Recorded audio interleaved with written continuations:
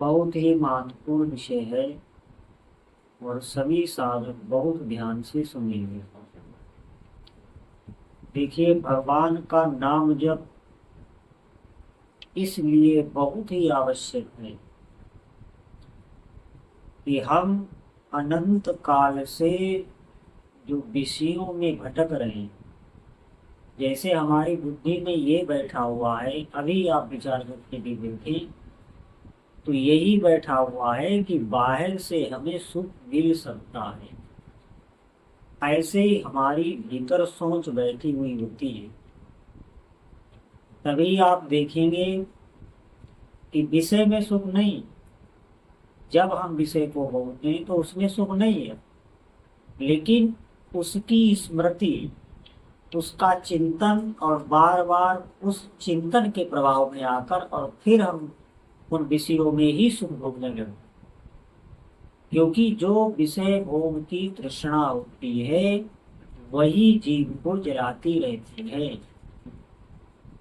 सुख नहीं है, सुख आपको कहीं भी नहीं मिल सकता जब तक आपका ये जो मन है ये अंतर्मुख नहीं हो। आप समझें। अब इसके बहुत ही अलग अलग पंथ हैं कि इस प्रकार से मन को अंतर्मुख करो, इस प्रकार के ध्यान करने से। देखिए, ध्यान आपका तब तक सिद्ध नहीं होगा जब तक आप नियम से नहीं चल रहे। आपका व्यवहारिक जीवन जब तक बहुत पवित्र और बहुत सदा हुआ नहीं हो, आप ध्यान नहीं कर सकते। अब हमारे भीतर बहुत सी कामनाएं चल रही हैं और हम ध्यान करें बैठ के, तो आप देखेंगे ध्यान नहीं होगा, विषयों का चिंतन ही होगा। आप चाहें जितना ध्यान कर लें, योग करें, हमारा मन जिन जिन वस्तुओं, जिन जिन विषयों के संपर्क में आ चुका है तो उसकी एक आदत बन चुकी है।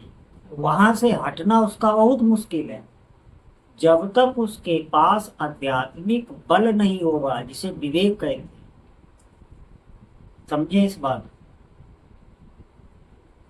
वो विवेक जब हम हमारे ऊपर कोई विषय हावी होता है, कहने का मतलब उसका चिंतन, उसकी तृष्णा, भोगे हुए भोग की तृष्णा जो उस जिस समय हमारे ऊपर हावी होती है, उस समय अगर हमारे पास आध्यात्मिक बल नहीं है, विवेक नहीं है, तो आप उसे काट नहीं सकते। उस समय आपके अंदर ये बात आएगी ही नहीं और आप विषयों में बहे जाएंगे। समझे इस बात। और ये आध्यात्मिक बल भगवान नाम जब से ही आएगा।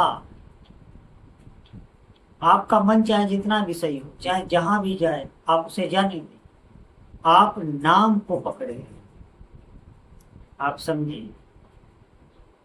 भगवान में, भगवान के नाम में कोई भी निमिष मात्र का अंतर नहीं। आप नाम को पकड़े रहें, नाम ही आपको अंतर्मुख कर देगा। आप नाम जब कर रहे हैं, आपका स्वाभाविक ही ध्यान चल रहा है। आप समझे।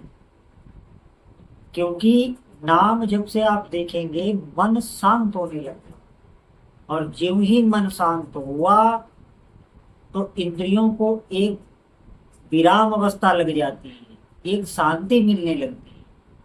और बस फिर हमें पता चलता है कि आनंद जो हम बाहर ढूंढते हैं, जो सुख हम विषयों में ढूंढते हैं, वो हमारे भीतर ही है।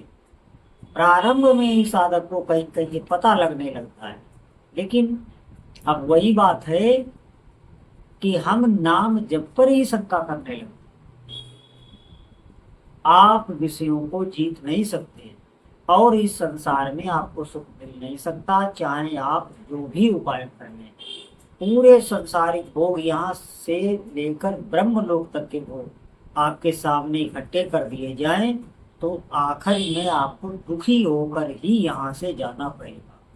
हमें बाहरी किसी भी वस्तु या व्यक्ति या स्थान से सुख नहीं मिल सकता, लेकिन दृढ़ भावना ऐसी हमारी बैठी हुई है।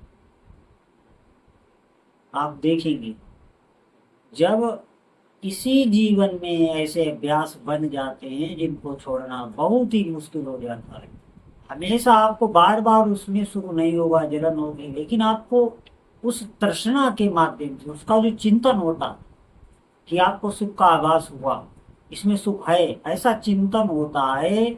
उसकी तृष्णा, भोगे हुए भोग की बार बार भोगने की जो तृष्णा है, उसमें ही आकर उस समय हमारे भीतर विवेक नहीं आता है और उसमें ही हम फंस के और फिर विषयों में बह जाते हैं।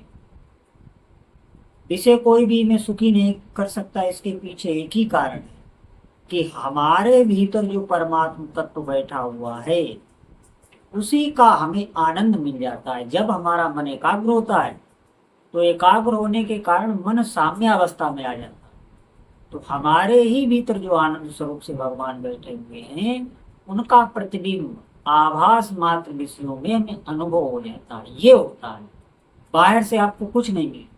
अगर बाहर से मिलता होता तो उसी वही मन जब भयभीत हो, व्याकुल हो, तो आप देखेंगे फिर हमें विषयों में सुख नहीं मिलता। फिर उसी विषय में जो हम बहुत अनंत काल से भोग चुके हैं और बार बार उसमें सुख का हमें अनुभव हो रहा है, उसी में आपको अनुभव नहीं होगा, मन की एकाग्रता ना होने के कारण। इससे आप समझें इस बात कि हमें बार बार अगर हम ऐसे ही लगे रहे तो ये भी जीवन हमारा व्यर्थ जाएगा। पिछले कई जन्म, कई शरीर हमारे इसी आशा में गए हैं कि हमें बाहर सुख मिल सकता है। क्यों? क्योंकि मन हमारा इंद्रियों के साथ मिलकर बाहर की ओर ही ताकता है।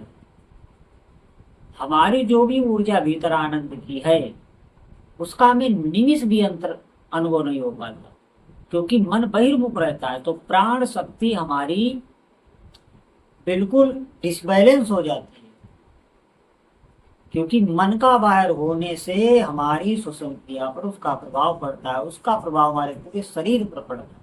हम कभी शांत नहीं होते, हमेशा दुखी ही रहते हैं। धीरे धीरे हम अस्वस्थ भी होने लगते हैं।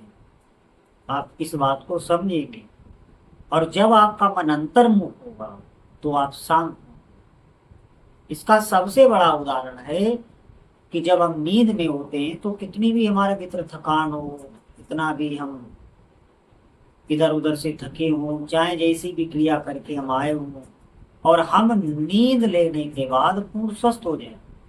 क्यों? क्योंकि मन उस समय बिल्कुल अंतर्मुख होके और शिथिल हो गए। इंद्रियां तो पहले ही, जब इंद्रियां ही पहले शिथिल होती हैं, उसके बाद धीरे धीरे मन शिथिल होता है, तो हमें नींद आ जाती है, और उसके बाद हम फिर नए हो जाते हैं, फिर नई स्फूर्ति आ जाती है। क्योंकि सुख जो है वो अंतर्मुखता में ही है, और उसका एकमात्र उपाय भगवत नाम जप ही है। हम इसलिए कह रहे हैं कि ये ऐसा साधन है, आप कहीं भी हो, किसी स्थिति में हो, भगवत नाम जप आप कर सकते हैं। अधिक से अधिक आप नाम जप करिए और भ्रम में ना रहिए, कोई भी संशय ना रखिए, आप नाम जप करिए। धीरे धीरे ये जो मलिन वासनाएं हैं, जो मन पर हमारे बहुत संस्कार पड़े हुए हैं, ये नष्ट होंगे, फिर हमें अनुभव आने लगेगा। इसी नाम को आप छोड़ नहीं पाएंगे, छोड़ने का मन ही नहीं।